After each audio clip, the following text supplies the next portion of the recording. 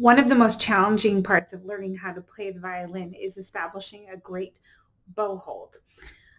When we're building our bow, we want to use our violin hand to hold the bow right above the winding.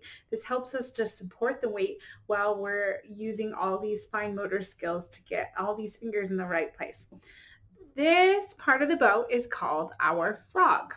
The frog has an eye on this side, an eye on that side. They look different on different brands of bows. If this is the eye, then that means that this part right here is the mouth. And if you look, when we leave the mouth, the frog curves up to meet the stick. And that is what we call the lip of the frog. If you look very closely where they meet, we have a 90-degree angle.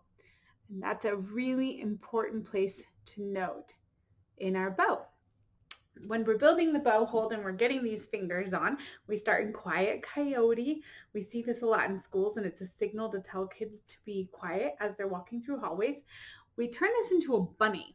And the way we do that is to take this thumb and bend it, because bunnies have cute little chins and then their teeth flop over. Bunnies' teeth grow just like our fingernails do, and they keep growing and they need to be filed down. That's why we always see them nibbling on things.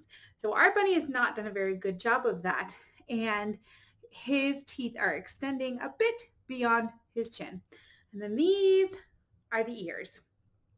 When it's time to bring this bunny onto the frog, our thumb is going to go right into this 90-degree angle, just like my pencil is.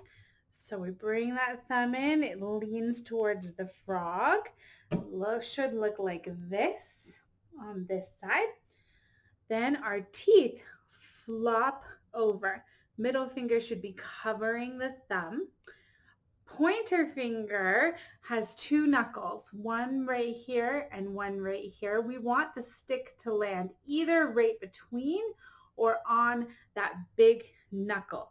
And our whole hand, when we put that down, shifts from being directly up and down to sleeping right on that pointer.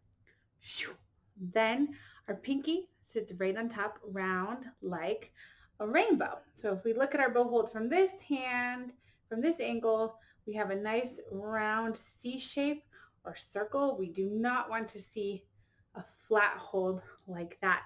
One other thing that's worth noting is that our thumb doesn't go in very far.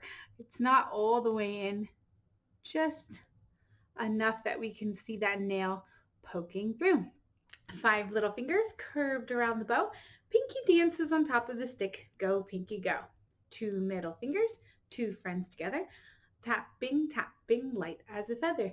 Leave a space for pointer. He wants to sleep all day. Wake him up, shake him up. Now it's time to play. Thumb is standing on his head, and I bet you know where. Not in the frog's mouth.